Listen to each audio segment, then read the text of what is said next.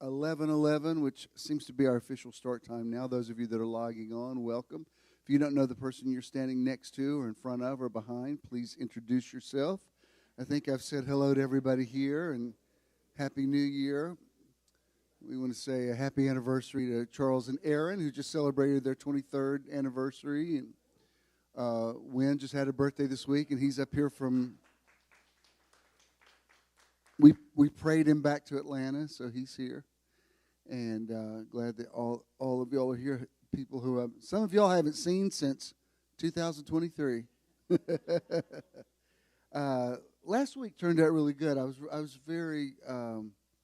really happy with that. I think Chelsea's done that enough now that everybody kind of understands what it is, and not that you didn't before, but I know for me personally, I said this last week, but while I was sitting there, I went somewhere. I didn't fall asleep.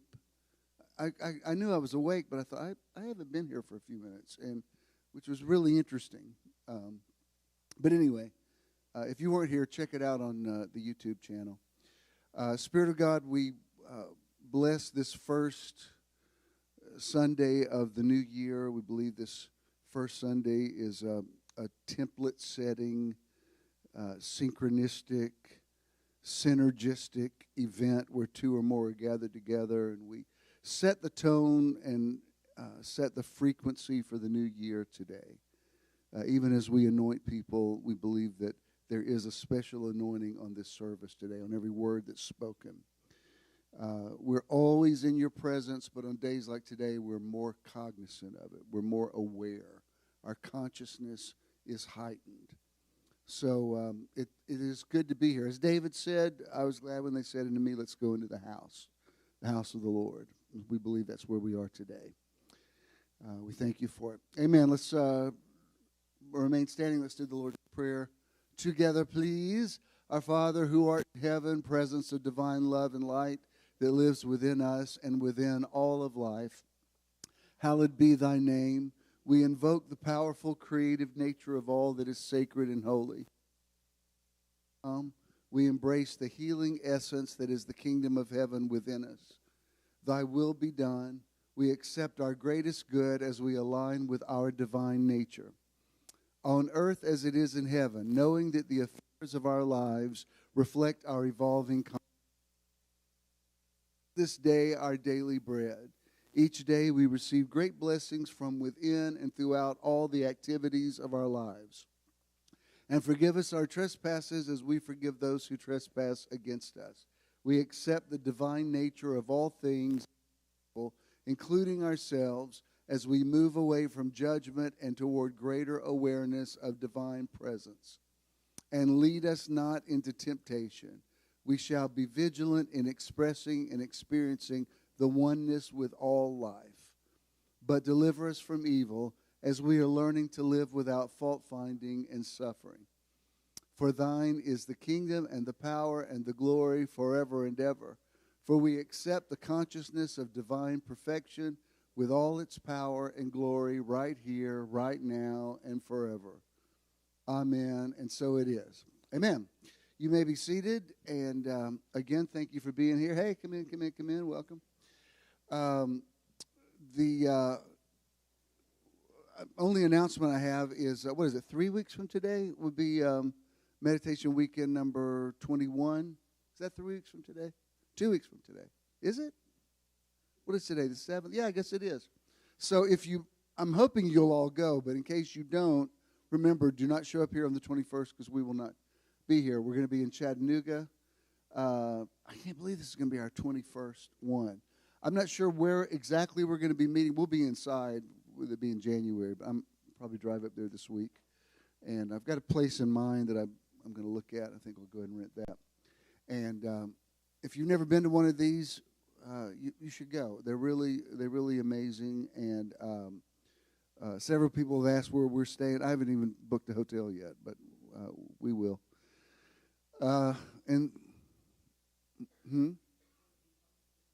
What we do is there's a group page, and I put all the information on that. So, and it's usually not until that weekend that I start posting everything. But What I'm pretty sure where I'm going is going to it's going to be in the park where we've met before in Chattanooga, but there's a couple of indoor what do you call it, like an indoor something pavilion. Yeah, it's where JT and Rachel's wedding was. I really liked that. It's close to the water, so if we want to walk outside, we can. But that's what I'm looking at. But I have to go look at the place. I have to go get a feel for it. So I will do that this week, and we'll post all the information there. But Chattanooga is really, we go to Chattanooga a lot. It's like not even 90 minutes from our house. It's closer than when he drives to work. So anyway, that's good. Also, I'm happy to announce now that we're in 224, and thank you those of you who have given, and Stella's getting her groove back. Thank you. We're able to start doing a monthly outreach again. So we've given to St. Jude's Children's Hospital, I don't know, 2 or 3 times before we have. You should see. I think we're having all the mail sent out to Ernie and Avery's house now, but the box that we have over there by the theater, you can imagine in nearly 10 years of giving to a place, we're on a place every month.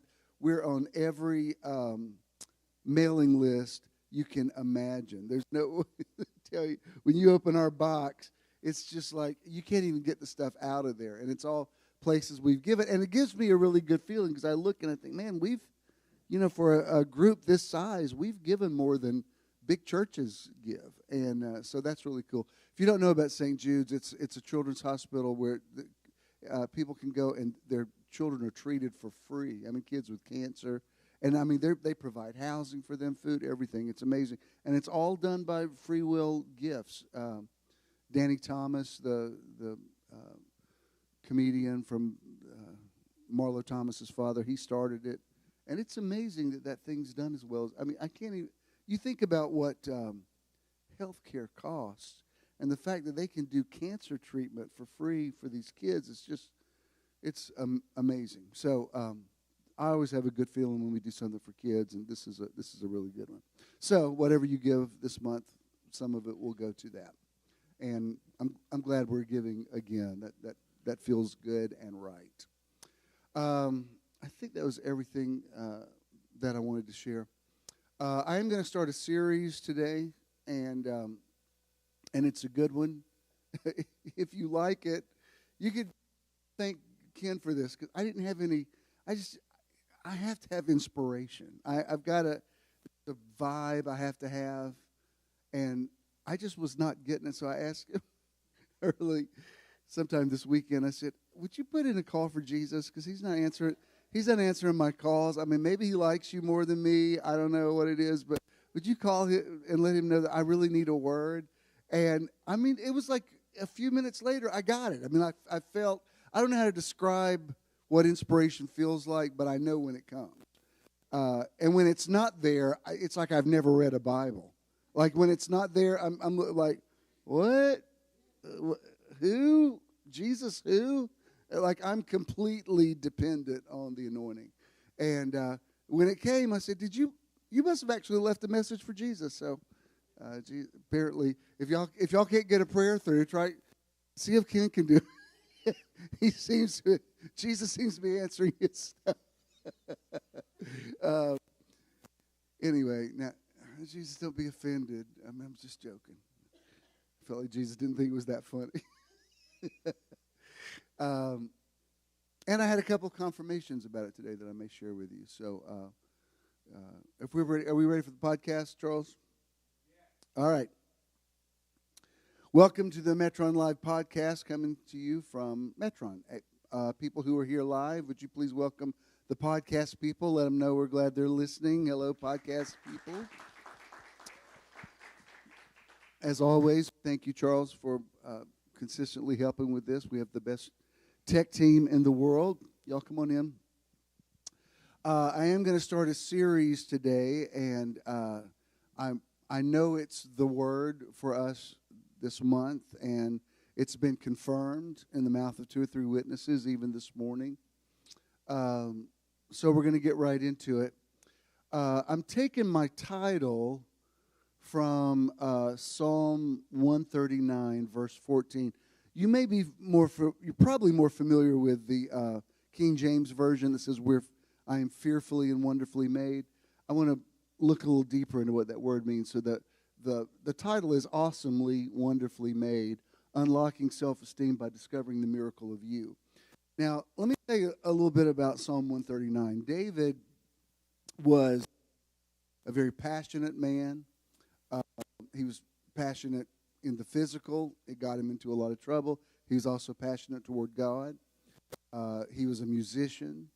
He was very emotional. Probably if he were here today and went to a professional, he would be diagnosed as bipolar. You can see dramatic mood swings in his psalms that he wrote. He didn't write all of the psalms, but he wrote the majority of them. And, the psalms were all songs. What we read now are the lyrics to songs that he wrote.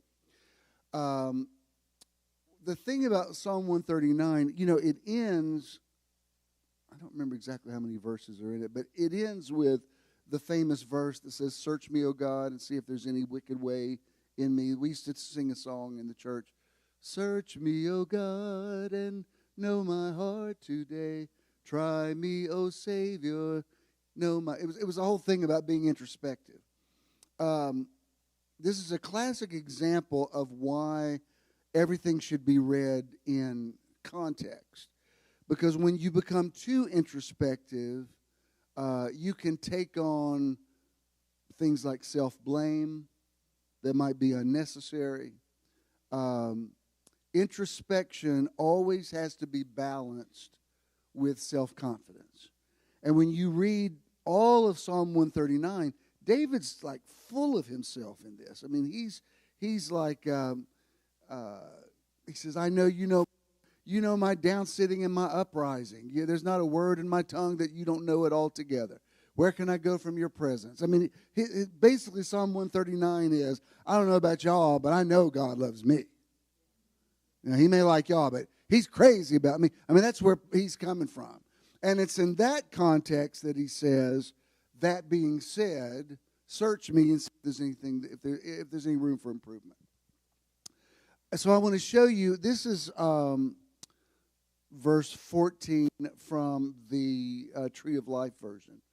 It's where he says, "I praise you, for I am awesomely, wonderfully made. Wonderful are your works, and my soul knows that very well." The reason I want to really point out this other translation, I grew up hearing people say, "I'm fearfully and wonderfully made." And you have to understand that Elizabethan English, the word fear really meant awe. Like when we read the verse, "The fear of the Lord is the beginning of wisdom." The better translation is, "The awe of the Lord is the beginning of wisdom." Being afraid of God doesn't necessarily make you wise. Realizing how awesome God is the beginning of wisdom. So I love the King James, but a lot of people really misunderstand this archaic language of these men that got together in 1603 to put together what we call the King James Version, which came out in 1611. When people say it's the authorized version, no, unless you lived in England in the 17th century, it is not the authorized version. It's not even the first English translation, but it's the most well-known. And I grew up hearing people say, "I don't believe in all this new fangled interpretation. I swear I've heard this. If the King James Version was good enough for Jesus and the disciples, it's good enough for me." And I guess people think Jesus was a British white man who lived in the 17th century, which he was not. I remember hearing a teaching where somebody said, children are supposed to suffer because Jesus said, "Suffer the little children to come unto me." And the word suffer from archaic English just means allow. Long suffering is long allowance. He wasn't talking about suffering in the modern sense. So you really have to understand words. Words affect everything. And if you get a wrong word about something, you can miss an entire message. So when he says, I praise you for I am awesomely, wonderfully made, wonderful are your works, what he's saying is I know that even my birth was awesome. My mother's pregnancy with me was awesome. My childhood was awesome. He's basically saying everything about me is awesome. David did not have low self-esteem at all. And then let me show you the same verse out of the Voice translation. Psalm 139:14. He says, I will offer you my grateful heart, for I am your unique creation, filled with wonder and awe. I like this one too. You have approached even the smallest details with excellence. Your works are wonderful. I carry this knowledge deep within my soul. And what was interesting is I don't scroll the feed a lot, but I was scrolling just about an hour ago, and I noticed, y'all know my friend Howie. He may be streaming today. He just posted this quote I'd never seen before by Bill Bryson. It says, for you to be here now, trillions of drifting atoms had to somehow assemble in an intricate and intriguingly obliging manner to create you. It's an arrangement so specialized and particular that it has never been tried before and will only exist once.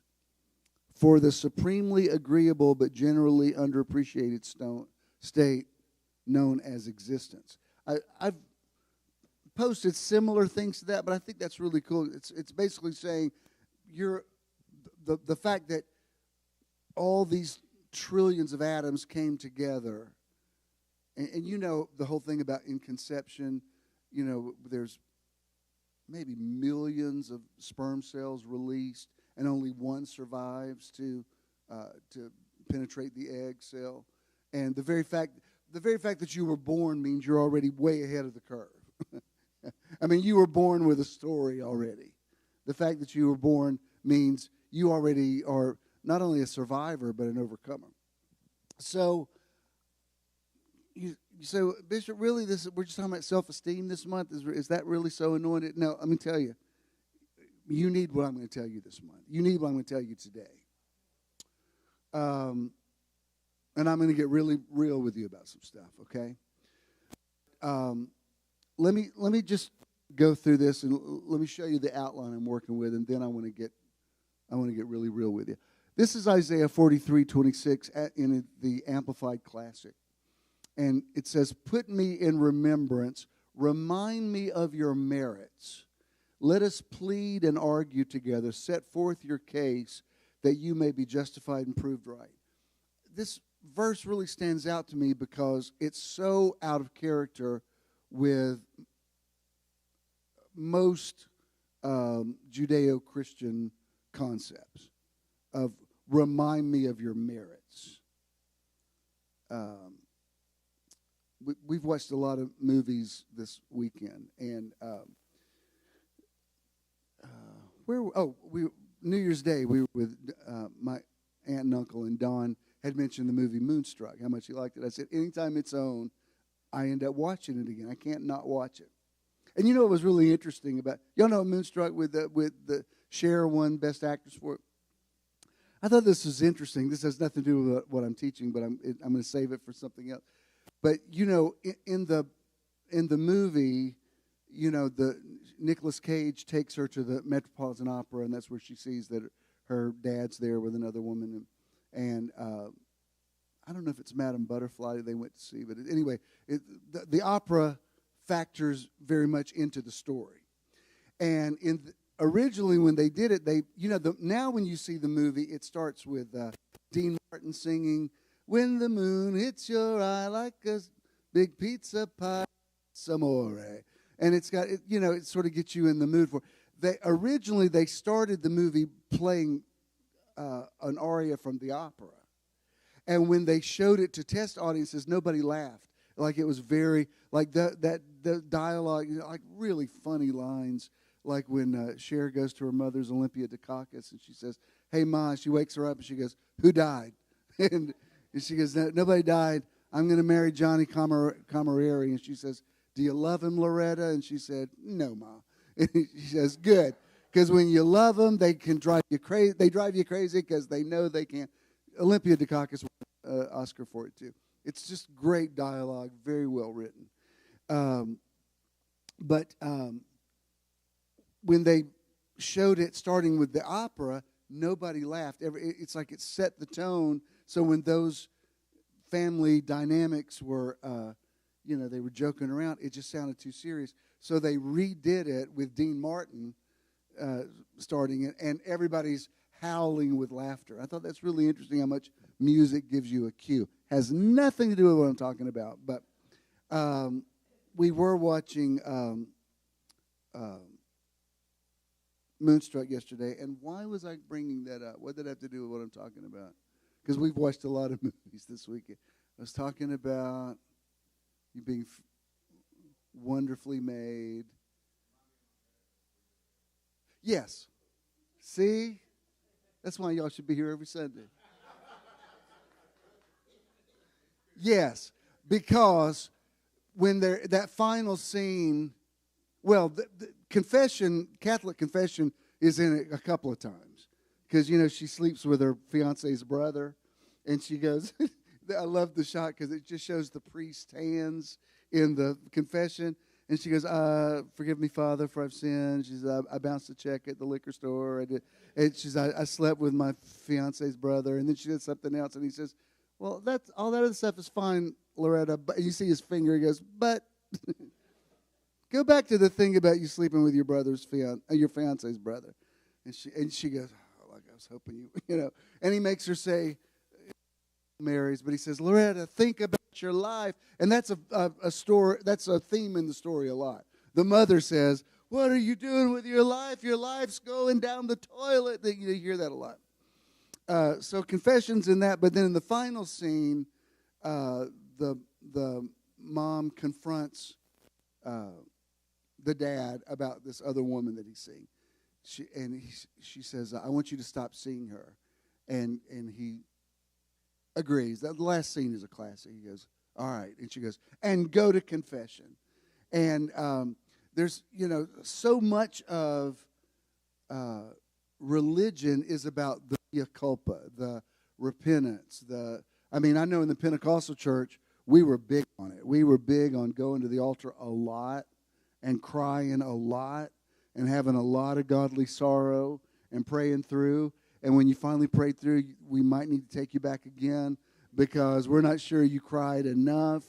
And there was just a lot of self-blame and a lot of I'm no good and I'm always disappointing God. And you hear it, even in modern churches, you hear it reflected in the lyrics of like even praise songs. There was when I had for the 30 years I was at Church of the Now, I never micromanaged my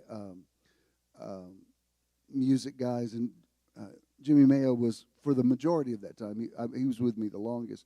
I never told him what I believe in hiring somebody and letting them do their thing. But I would once in a while I would say, I'm not telling you not to do this song, but like when you do songs like A Hopeless Case, but except for grace, I said, I know that sounds good, but I don't like the vibe that it gives everybody because I don't believe I'm a hopeless case. And I would there's people that I knew their story so well, I would see them sing that song, and when they said I'm a hopeless case, I would think, oh, you're identifying with that way more than you need to. We're not taking anything away from Jesus. We love Jesus. But to say that there's, even when Paul says, in my flesh dwells no good thing, I'm like, Paul, that's a little over the top. I mean, we all have room for improvement, but really, no good thing? I mean, I've never met anybody that had, like, no redeeming quality. I mean, even the worst person you've ever met has something. You say, well, at least I can say that about him. Paul's like, nope, no good thing. And that there's too much of that in the concept of traditional Christianity. And you know why I really hate it more than any other reason?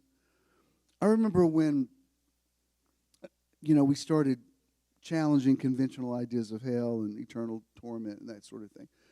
a lot of people really had a hard time with it because subconsciously the idea of hell kept them in line. And I got to where I just wouldn't have this argument anymore because, it would always come up. Are you telling me Hitler's in heaven? I'm like, are we really going to have the is Hitler in heaven conversation again? Because there's no way to win. There's just, it sounds too absurd to think about Hitler walking around with Elijah and Moses. Like, it's just too out there. And this is what would always be said is like, well, he could be in heaven if he repented, if he asked Jesus to forgive him. And let me tell you the problem with that. Nothing against the idea of forgiveness, but when everything is built on nothing but the grace of God, it creates a culture of bad behavior where you can kill 6 million Jews and say, oops, my bad, Jesus forgive me. And like, okay, now you're going to heaven. Do you understand what I'm saying? I don't mean to, I'm not dissing the atonement or the blood or any of that. I understand the whole he was wounded for our transgressions concept. But when you think it's not about me, it's all about Jesus, it just gets you off the hook too much. I got to take y'all back to kindergarten. Don't make me quote the classic Leona quote when she says, we can't go back to kindergarten and listen to that teaching. We're grown folks. I always, Leona told me a few days before she crossed over, she said, even if I'm not here, I'm going to be with you. So I'm always going to be at Metron. So I always feel like she's in here somewhere. It'd be funny if the lights went out right now. That actually did happen to us. Was it Christmas night? We were at my mom's house, and we were talking about something. It was something that I know my dad would have felt strongly about, and all the power went out just for a few seconds. And then it came back on and said, well, okay. I guess he just weighed in and his opinion. I like this because he's saying, don't just tell me how bad you are. Be more like David, where you're saying, I'm wonderfully made. There's not a word in my tongue that you don't know it altogether. You know my down sitting and my uprising. Like if your whole concept is based on being afraid of God and running through the Garden of Gethsemane trying to find some eaves to cover yourself with, you never develop a relationship with God, and you don't really develop things like integrity and character and just being a good person. I don't know about y'all, but I've mostly known Christians my whole life. The majority of people I've known have been church-going Christians. And I know a lot of really bad people. Now, look, if you're addicted to BS today, you're going to hate this sermon because I'm going to tell you the truth. So if you got some religious stuff to work through, I'm really going to piss you off. So just giving you a heads up. As a matter of fact, the madder you get at what I'm going to say today is going to determine how religious you still are. Like if you leave here furious at what I'm saying, you are officially a Pharisee. Just say, what am I? You don't have to take any test on Facebook to say, what am I? What sign am I? You're under the sign of the Sanhedrin court. That's what you are. So I'm just letting you know. If you walk out of here saying, that may have been his best sermon, then you're free. And you're full of the Spirit. So I don't know. It's on you. This is on you. You don't have to tell me. I'm not saying that's true for everybody, but I wish I could tell you that every Christian I grew up with was the most loving, kindest, non-judgmental, sweet, helpful, loved poor people and fed the hungry. I wish I could tell you that's the case. Maybe y'all knew a better class of them. I knew people that quoted a lot of scripture and gossiped all the time and were super judgmental about everybody. Oh, she ain't saved. She couldn't come in here dressed like that if she was saved. Like that's the kind of stuff I grew up with. I grew up with, we're going to go to the movies. There's nothing wrong with going to the movies, but don't tell anybody we went to the movies because it's going to, Sister so-and-so in the church may not like it. I knew a lot about protecting my dad's job security. Like this isn't what we think is right, but everybody else is going to have an opinion about it. So you learn how to be on Sunday morning that might not be at all like you are on Saturday night. Y'all feel me? What's that got to do with self-esteem? I'm getting to it. Let me show you this quote by Brene Brown. It says, owning our story can be hard, but not nearly as difficult as spending our lives running from it. Now, this weekend, besides watching Moonstruck, our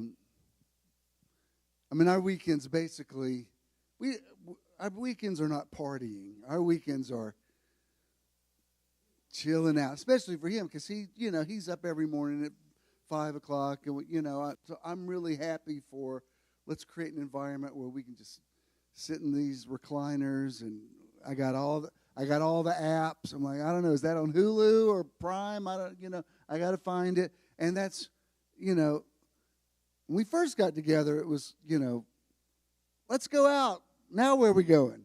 Now it's like, do we have to go out? Can we stay in?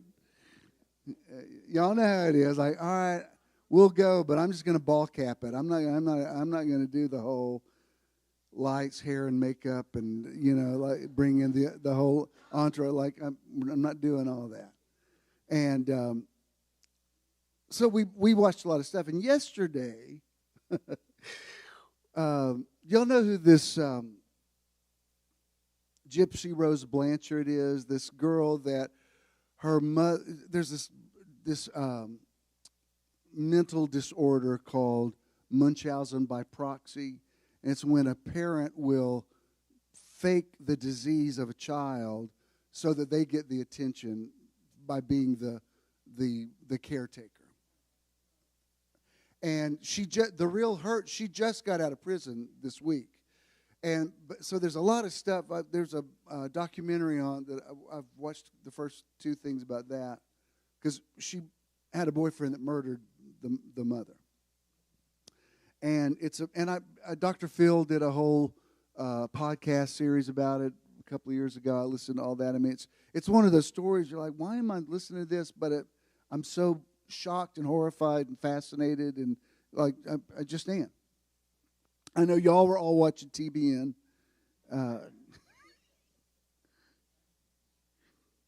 I'm a good boy. I actually watched TBN with my mom one night recently. I said, I'm not going to watch Fox News with you, but I'll watch TBN. I'll meet you halfway. And we watched a couple of things. It was okay till we got to John Ankerberg, and I'm like, Mom, I got to draw the line at John Ankerberg. Now, I was fine with the previous ones, but if we play him, you're going to get into it, and we're not going to be happy. So she was fine. So there's a series that was made about it 2 or 3 years ago. Patricia Arquette plays the mother, and I like her a lot. She's a really good actress. And the one thing I liked about this one is because the whole time you're seeing, basically she told her daughter that she had cancer and all this stuff that she didn't have, that she had to be in a wheelchair, which was not true, and they people gave them all kinds of money, and it's a horrible story. It's a horrible, depressing story. You should watch it. So the whole time I'm watching, I'm like, how did this mother become this messed up? And in this one, I don't know how much license they took with it, but in the final episode, I don't know if you know who Margot Martindale is, this actress, kind of heavy-set white woman that's kind of country, but she's a really good character actress. I like her a lot. She plays the mother, and they show when Dee Dee brought Gypsy home from the hospital and what the mother did to her. And you're like, oh, okay, now it makes a little more sense. The mother really, I won't tell you how I phrased it yesterday, something upped her head, and so she passes it on. So it's the whole thing about generational curses. And then in the afternoon, we went out to the movies, and we went to see Iron Claw. It's a story about these wrestlers from Texas. They were real popular in the 70s, the Von Erich brothers. It was 4 of them, and they just had horrible tragedies. Of the 4 of them, 2 of them committed suicide, and 1 of them, it was a real upbeat weekend. But it factors into what I'm talking about today. What I'm going to tell you, and when I put this in context, makes this make extra sense. So,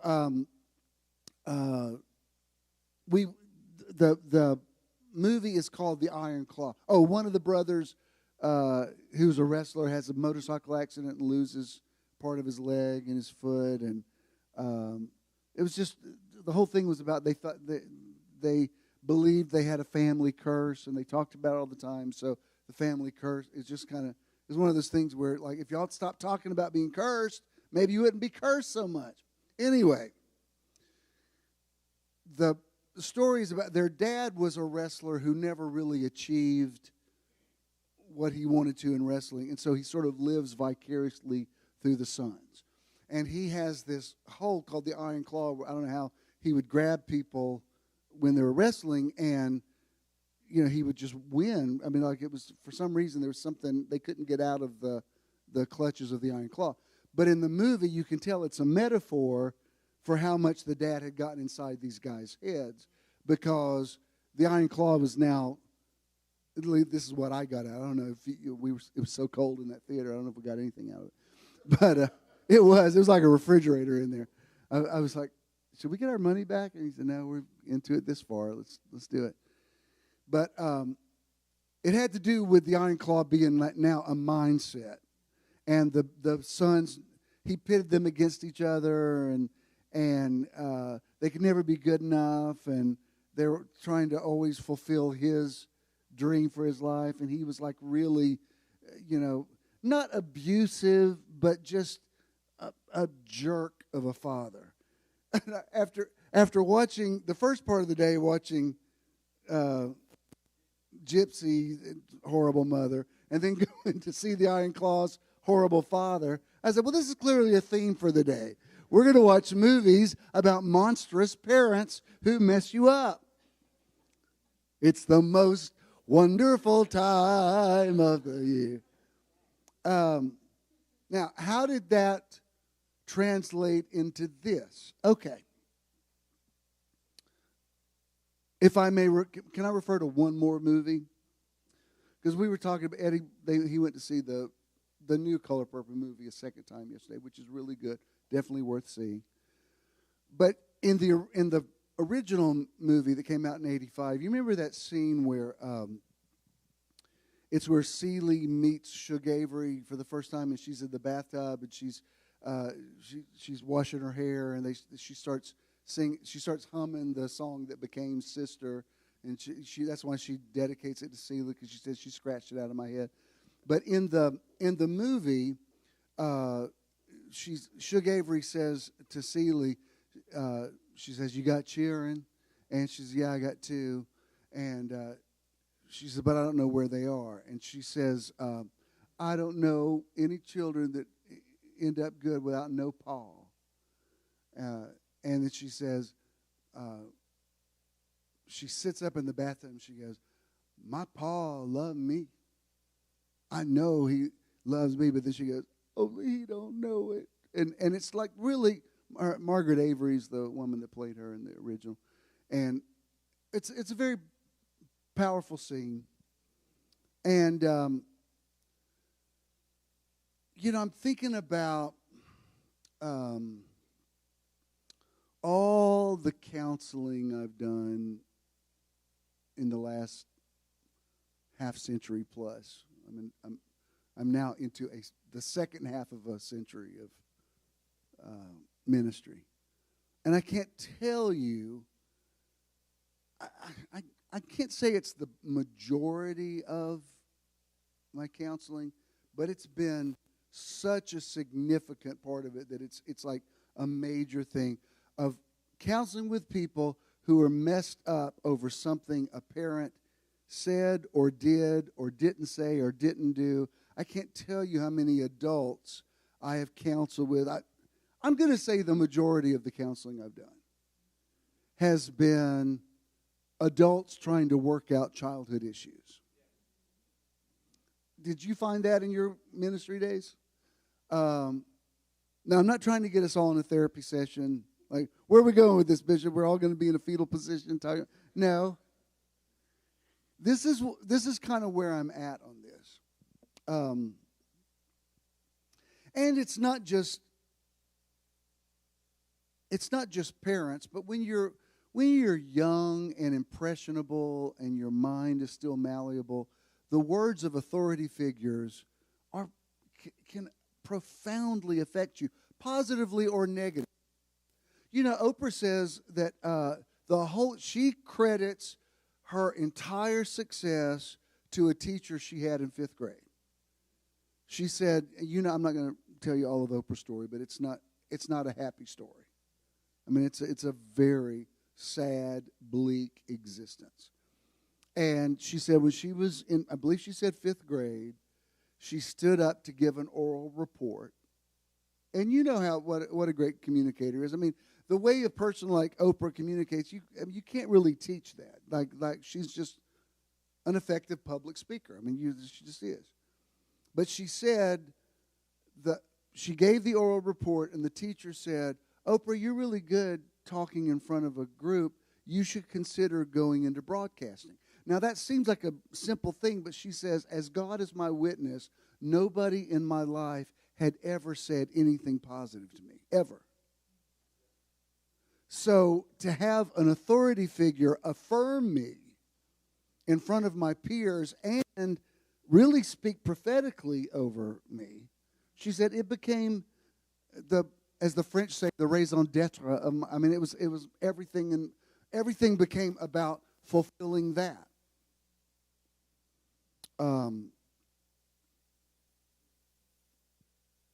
And so I don't want to make this just about childhood trauma, because I think that's a little too easy. But I will tell you this, there are things that we carry around on the inside of us that come from things that other people have said to us, significant people in our lives, that we have never processed and on some level actually agreed with, or it would not have affected us so deeply. I told you I'm going to go deep today, so be prepared. I mean, if somebody says something really, really hurtful to you and it really gets to you, you got to examine, why did that affect me so much? I mean, we're all wired for agreement. So did they say something to me and I'm so afraid that is the truth, that now that's really affected me? What's this got to do with self-esteem, and why is it important? Well, I believe that,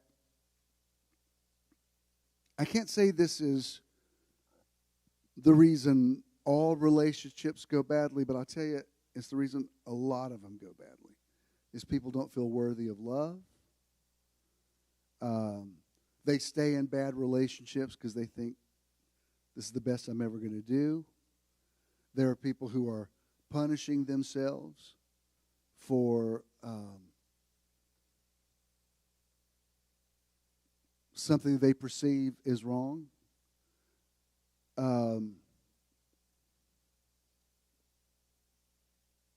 I listen very carefully, but because I'm in a place with my mom where I've got to really decide, what am I going to hire a caretaker, or I need for Jared to get out of her house so I can, I've told him this for the last year. As soon as you get out, I'll step up and we'll figure out what we're going to do. But I can't, while you're there, you're feeling a need, and which I would have never asked you to do, but you are there. And, during the movie, he's in California, but during the movie yesterday, she was texting me saying, when's Jared going to be back? And I'm like, I don't know. Please don't power text him. He'll be back when he's back. But he said something early on, because, for years, the band that Jared's in, they started that band when he was in high school. He and his best high school friend. And so they've been traveling around the world doing this. That's been his living for 30 years. And as he's done well. But for years, between him being on tour all the time and dealing with addiction, we would just go long periods of time and not only not see him, but not even know where he was. I remember, I just told him this the other night. In the middle of the night, one night, I got a call from someone that says, hey, I just want you to know Jared's okay. And I said, who is this and why wouldn't he be okay? Oh, I'm in New York, and he's been in a hospital for the last 2 or 3 weeks because a guy smashed a bottle over his head in a bar fight, and he's had a concussion. I'm like, who are you? Where can I find? Like, that's what we lived with for years. I had years of when the phone would ring. Please don't tell me this is going to be, what I think it could be. I don't know if you've ever had a child like that, but it's like you never relax because it's always, you just live on the edge. I remember one time, so any of y'all that ever visited our house or saw it where we lived in Covington, it had that, the house was built in 1900, it had that glass front door with the bevel glass, so you could see right into our house. 3 o'clock in the morning one time, doorbell rings, and I look outside the bedroom, and it's 2 cops standing there. And I remember counting the steps to the front door. It was 23 steps, because the scenarios that you play in your mind, like, what are these guys about to tell me at 3 o'clock in the morning? What it was is somebody had left a parking light on in a car, and they said, we didn't want your battery to be dead. I'm like, I appreciate it, Covington cops, but for what you just put me through, I just had like 7 heart attacks on the way to open this door. I wish you'd just let that battery die. And y'all just mind y'all's business. Please don't ring my doorbell at 3 o'clock in the morning again, because that was one of those times where I hadn't heard from Jared. I'm like, I know this isn't going to be good. This ain't going to be good. And it wasn't about him at all. But I'm saying all that to say, early on, because it's been a challenge for him. It's been good for them, both of them, but it's definitely been challenging. And it's the end of a season. It just is. And we're a little overdue for it. And if my mom's watching today, don't be offended. I'm just telling you. This is just the truth. But early on, he said something to me. I said, I would have never asked you to move in, because my mom's used to being very well taken care of.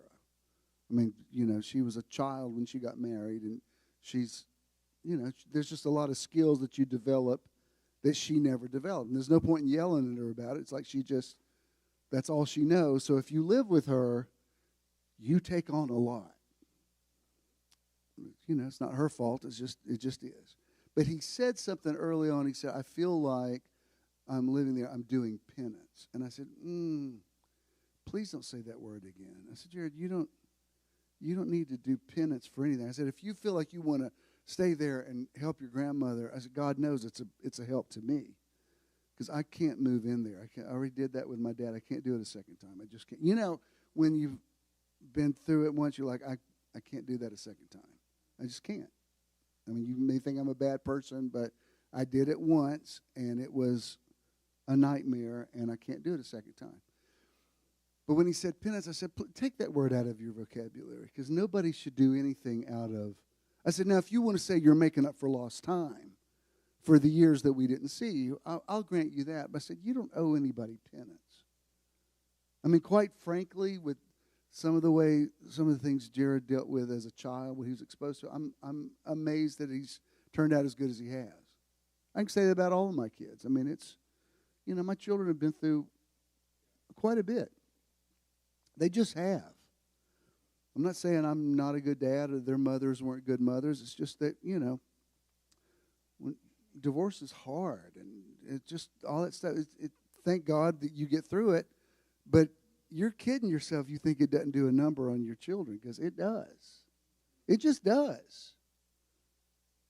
This is going to be a happy sermon. Like, oh, Jesus, Bishop, where are we going with this? You got Gypsy Rose Blanchard.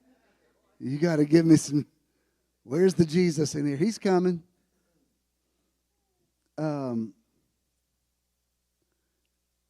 Here's the point I want to make. I'm not going to ask for a show of hands, but I'm going to ask you to raise your hand in your mind, okay? Like if nobody was in here and you could tell the truth. I mean, you can raise your hand if you want to, but you can do this privately. But just check this box off. How many of you in here have done something that you wish you hadn't done? Well, I'm not saying you didn't have to raise your hand. Y'all are as transparent as me, telling it all. How many of you wish you had done something differently in parenting your children? Well, all right, you didn't have to raise your hand, but I'm not saying you're a bad person. I'm saying I think it's great when people say no regrets. That's fine, but let's qualify that a little bit. When you say no regrets, if you say I've made peace with reality, that's fine. I'll grant you that. You can come on in. But if you just say no regrets, I did it, no, I don't think that's right. I don't think that's healthy. Y'all come in. I think if you tell the truth, you'll say no. There's some things, I dropped the ball with, or I overreacted to, or whatever. How many of you don't have to raise your hand, but you had something done or said to you in childhood that you still have to deal with even in your adult life? It's not even a matter of unforgiveness. It's just like, no, this thing that happened or this thing that was said to me, it did something to me. I can't pretend that it didn't. And here's my issue with traditional church world. We want everybody to be fixed so quickly. There's a scripture, I've referred to it before, but it's in, Jeremiah? I want to say chapter 16 maybe. I know it's Jeremiah, where God says he is furious with the priests because he says, you have healed the hurt of the daughter of my people slightly, saying peace, peace where there is no peace. Meaning, you were doing ministry like it's a conveyor belt. Like, here's all the needs, and you're okay, you're okay, you're okay, you're okay, bye. And that's not realistic. Can I get really real with you? There are some things in your life that have happened to you that you're never going to get over. You've got to learn to coexist with it, and they don't have to shut you down, and you don't use them as an excuse.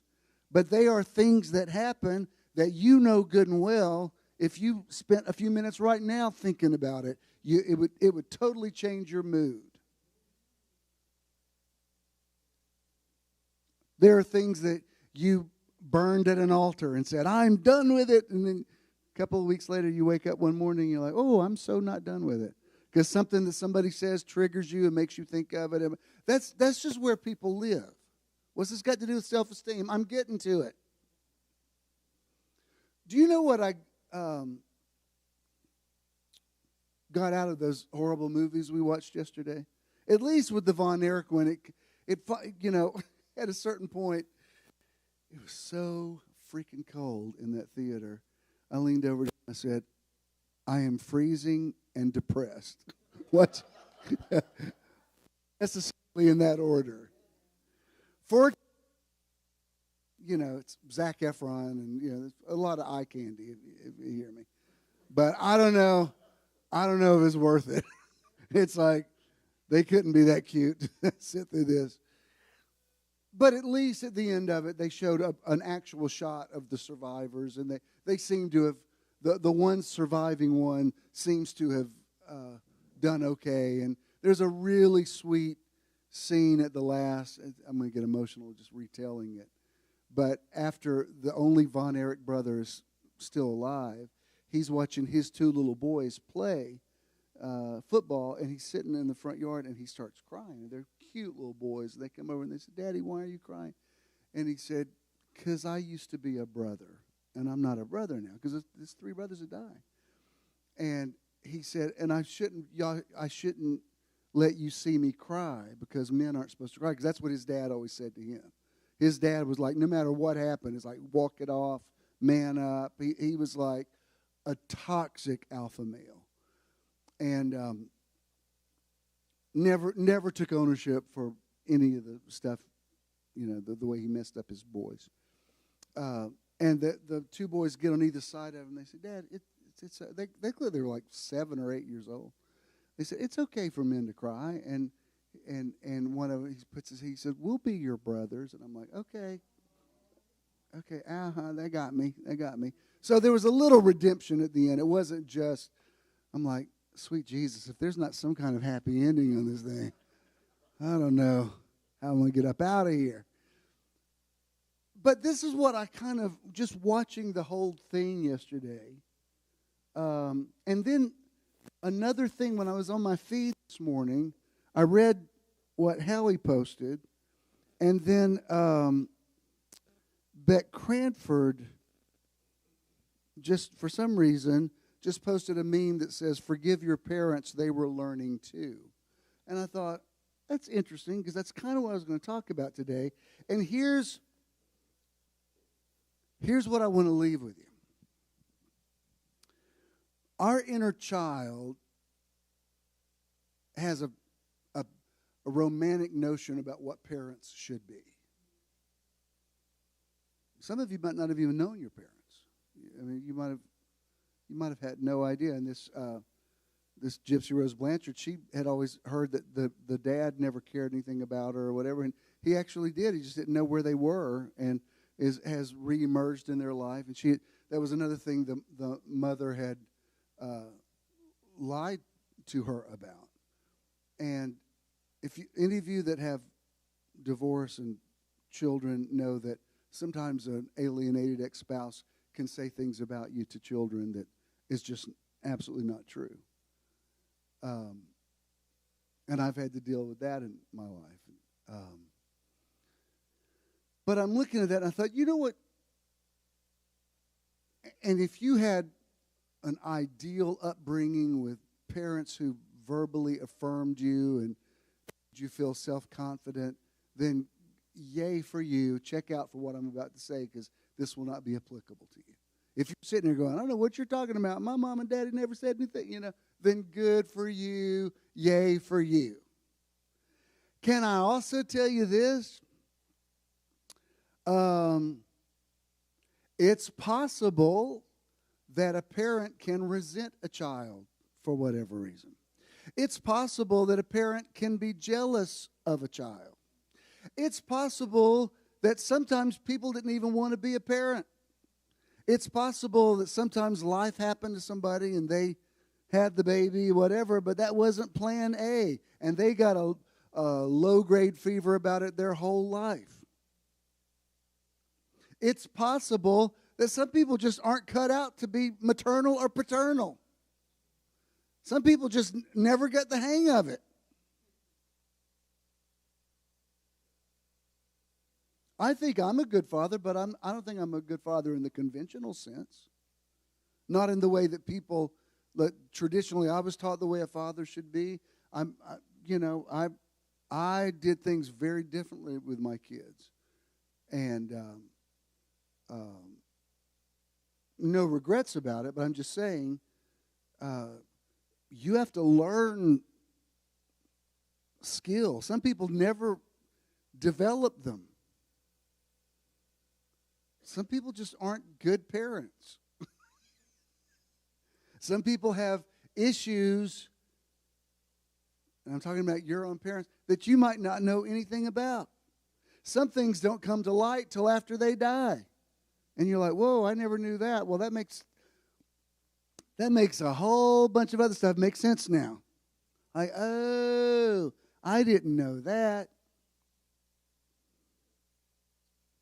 Just a small thing that I did not know until the last year or so.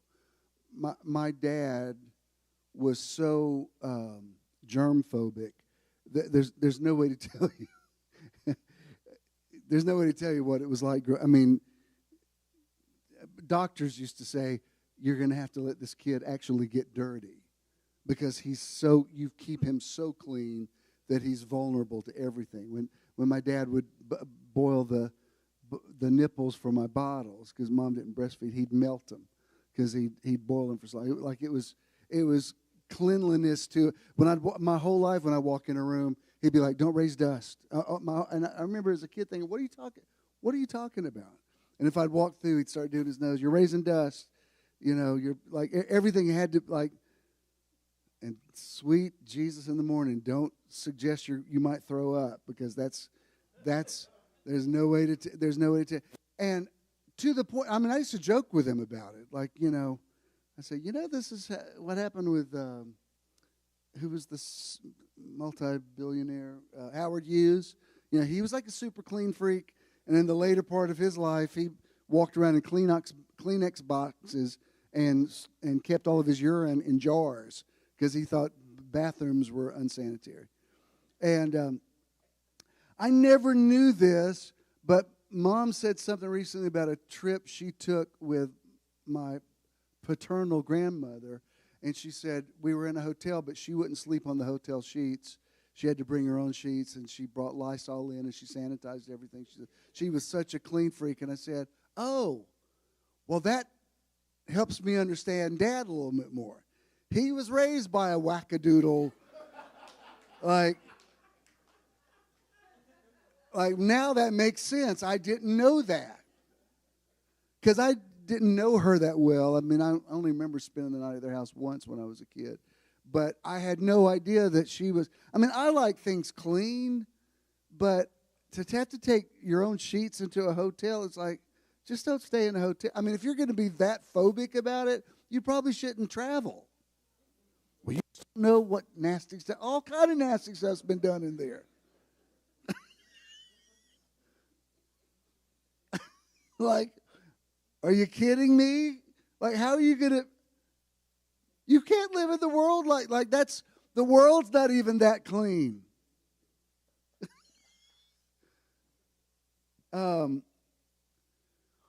Here's my point in saying this.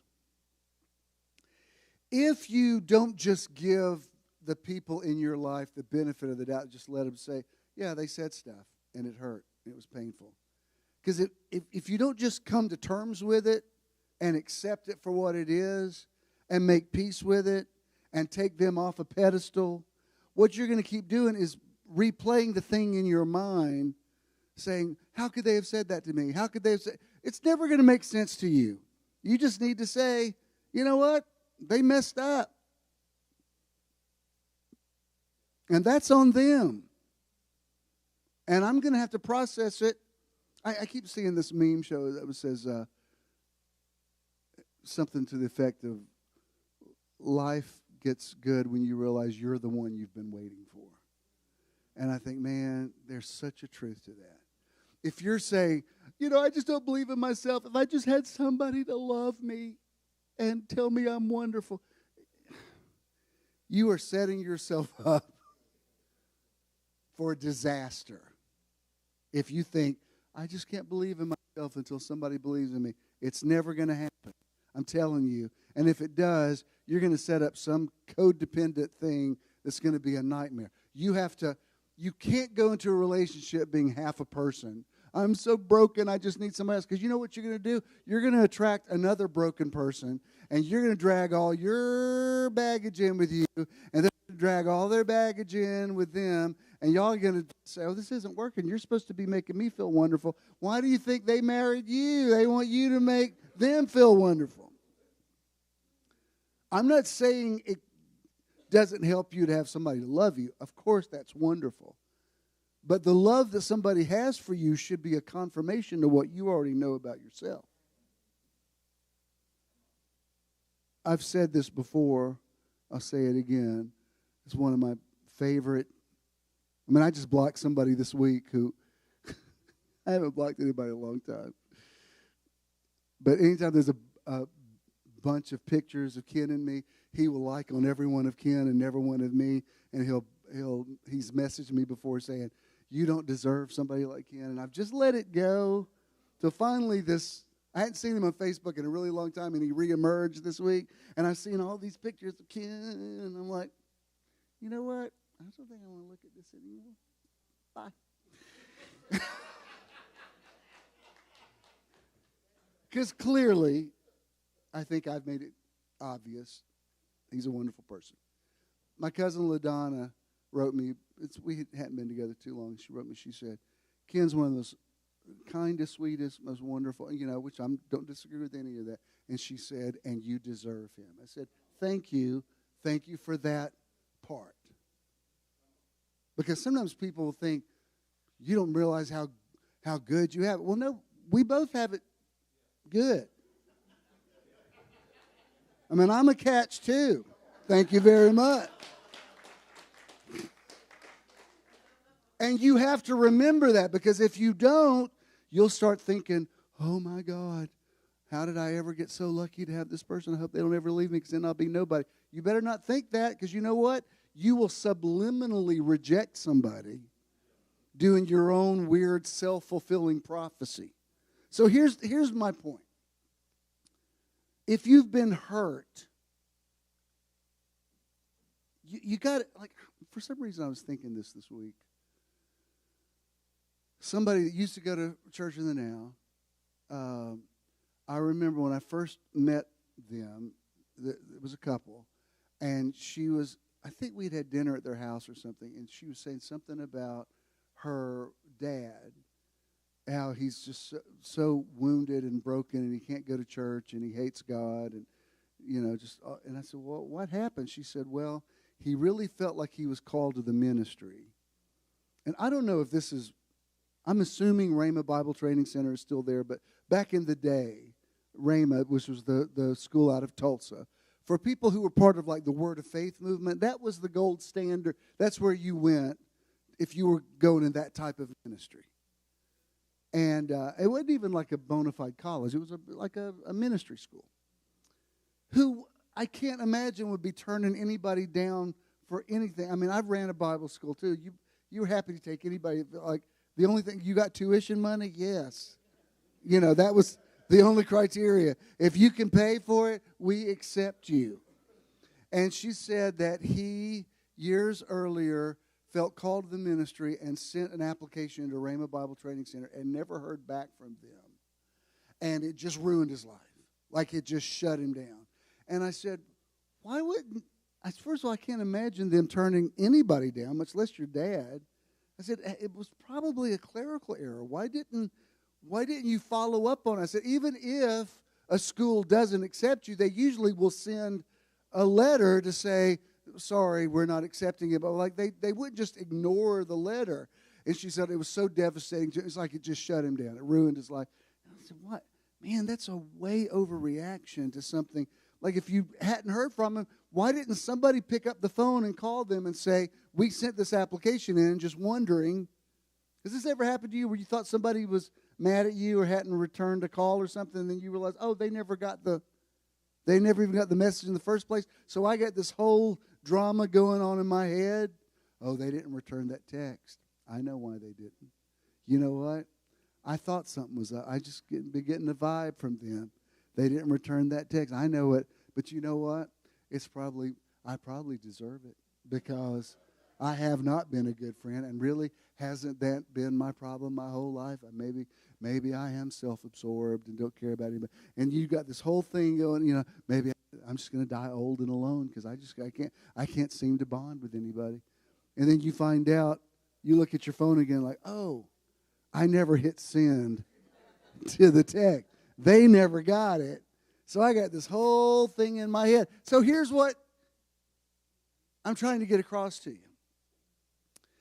You got to know that you know that you know that you know that you know that you know that you know that you are who you say you are, regardless. If the person closest to you says the most hurtful thing in the world to you, that it might hurt your feelings, but it doesn't shut you down. Do you hear me? Well, you don't know what my parents said. Look, I counseled with a guy one time his mother was like kind of a charismatic type minister, and when he was a young kid, drowned, and she pulled him up out of the water and technically raised him back to life. And it was like a miracle they told for years. Well, years later, he did something. She got really mad at him and said, I should have never raised you from the dead. And it just, there's no way to tell you how it messed him up. Now, I'm not excusing her. I'm saying you got to be able to take a hit like that if you're going to survive. You got to be able to say, she should have never said that, and it broke my heart, but that's on her. Father, forgive them, for they know not what they do. She might have been having a bad day, whatever. If you can talk to her about it, fine. But can I tell you something else? There are people who have hurt you that you can go face it out with them, and it still doesn't make it any better because they still don't get it.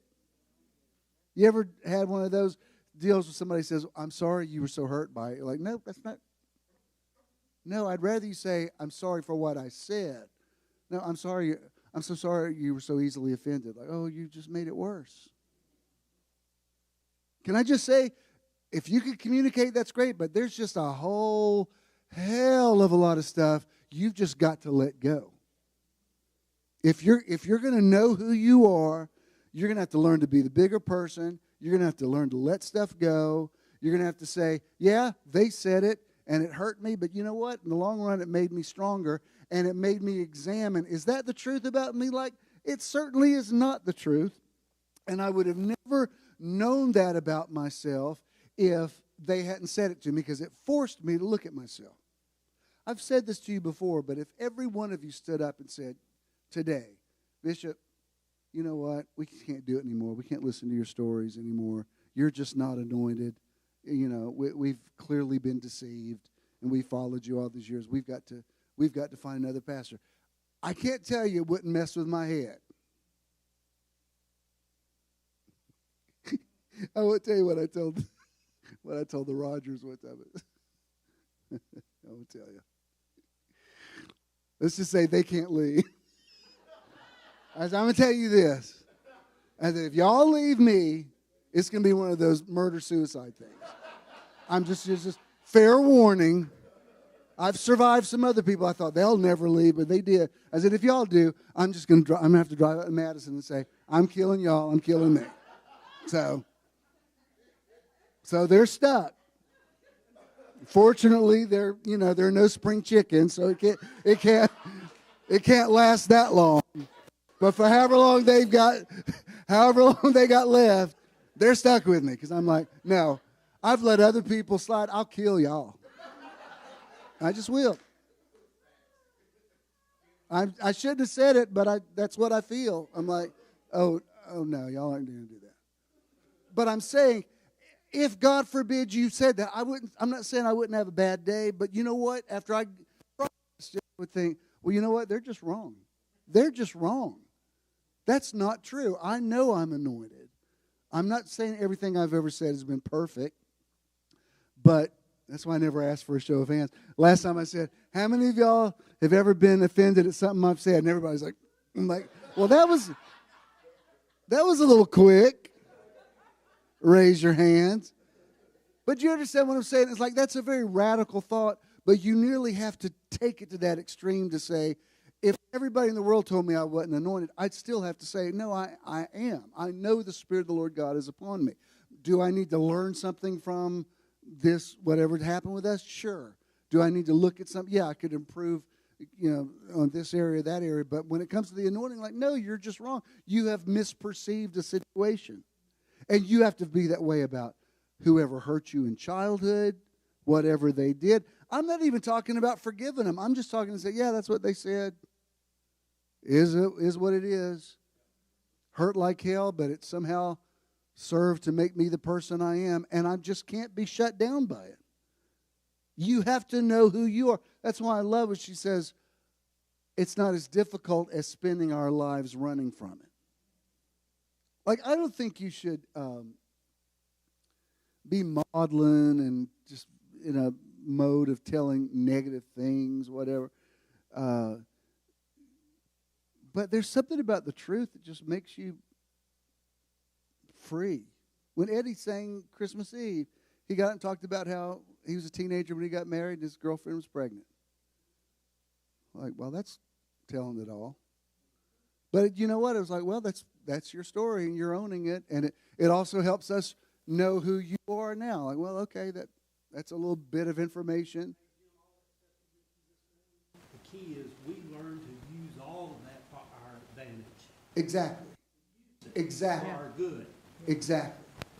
You can't give anybody that much power over you to say, I was doing okay until they said that, and then it just broke me down. Why are they that important to you? Well, that was my mama. So she's just a woman.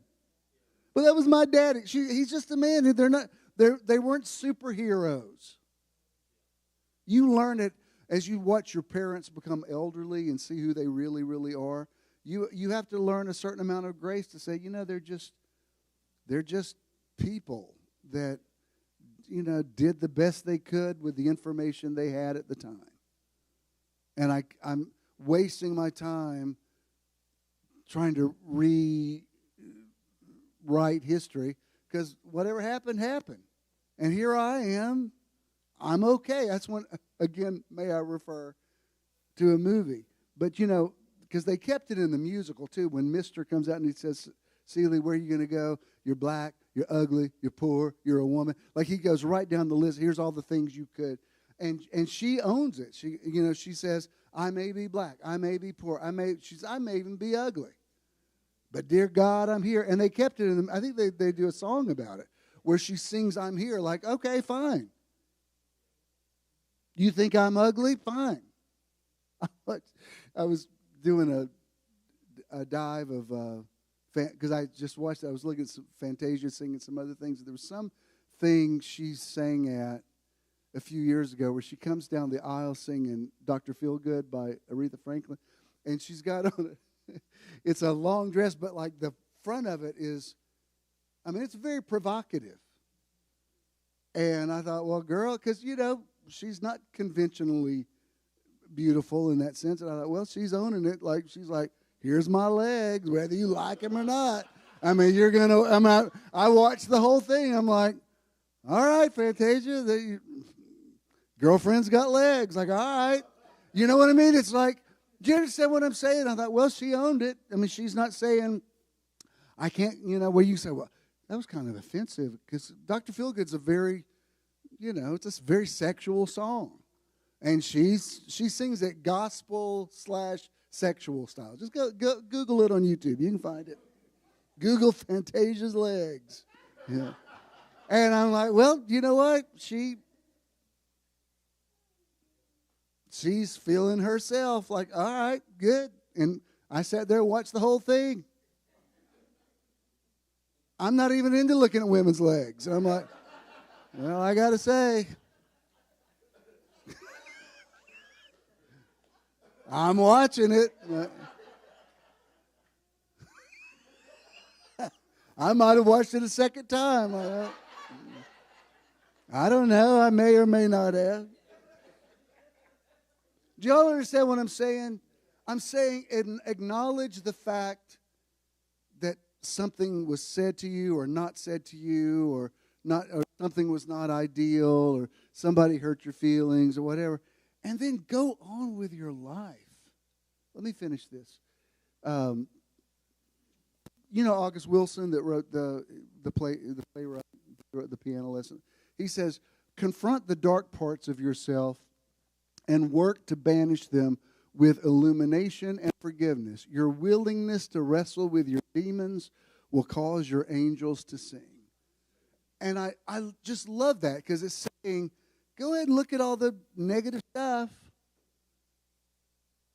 and wrestle with those demons. You know when I say demons, I'm talking about the stuff that's in your head. And just go ahead and look at them and say, there they are. And they're ugly and they are what they are. And because I wrestled with them, I'm a better person for it. Because once you own your own stuff, nobody can accuse you of... Somebody keeps saying, it's not all about you. They say it long enough, you'll be like, hey, you know what I learned from that? Not always about me. Touche. Fair point. It's not always about me. Well, you're just selfish. Yeah, sometimes I probably can be. Yeah. It's just very liberating to say, yeah, that's... Well, Bishop, sometimes I feel like you just don't have time for me. Yes, sometimes not so much. I'm just telling you the truth. Like, well, get to the point. What are we talking about? I mean, most of y'all now know, like, whatever you're going to say to them, bottom line it. There's a guy I used to know. He'd be talking to me, and he, in the middle of talking, he said, oh, my God, did you just glaze over? I'm like, no, I'm listening to you. What? I'm like, what? Just know after, like, when I get through here, I've just talked for an hour. So I've said all my words for the day. So if you're going to say words to me, know that I may not have that many to come back with. Thank God for emojis. Would to God we could just communicate in like heart, thumbs up, smiley face, smiley face, smiley face, praying hands. I just love the efficiency of emojis. You know what I mean? It's like somebody writes, somebody dies. I'm like, tearful guy, broken heart, prayer. Because what else am I going to say? I can't. I mean, it sucks that happened. I know it hurts. I'm praying for you. I'm crying with you. I mean, if I'm closer to you, I'll say a little more, but it may be tearful face, broken heart, praying hands. But Bishop, it's really extreme. Praying hands, praying hands, praying hands, praying. That's code for Shandala. That's what that is. If you get lots of praying hands, that means I'm speaking in tongues.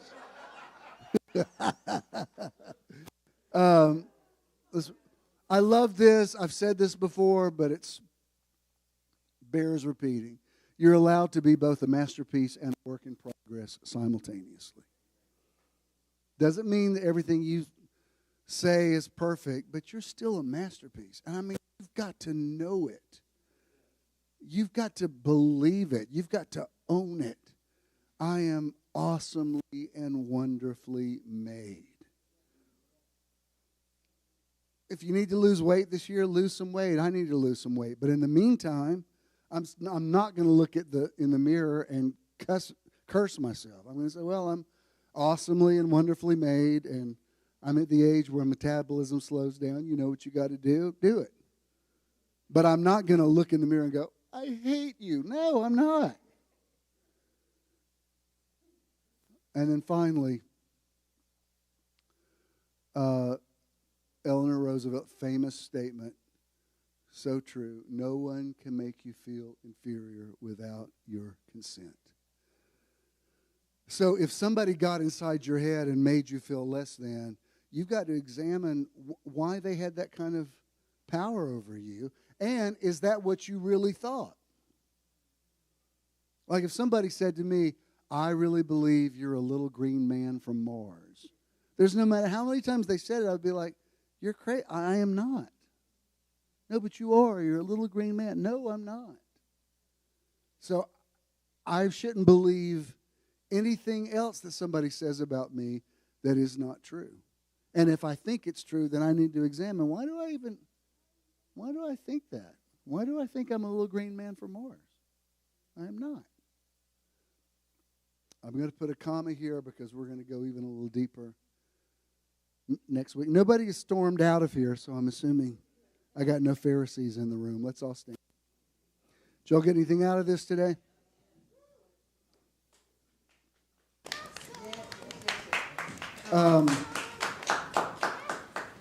This is what I'm going to do. This is how I'm going to end today. Let me remain standing. Play the outro, please, because we need to keep doing this. Just stay right where you are, if you will, please.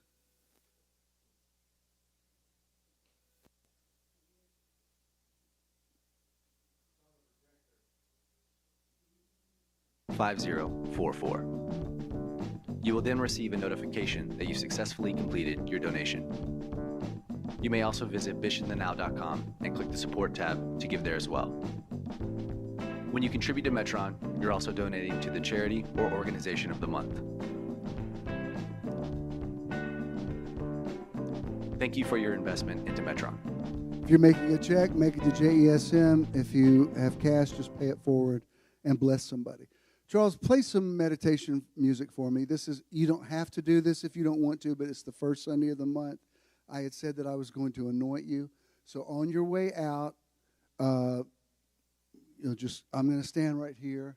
You'll just go and make a line, like not a line this way, but you'll like this way. And I'll anoint you, and then you can move into your new year, okay? If you're not feeling it, you don't have to do that. If you would like to be, you can be.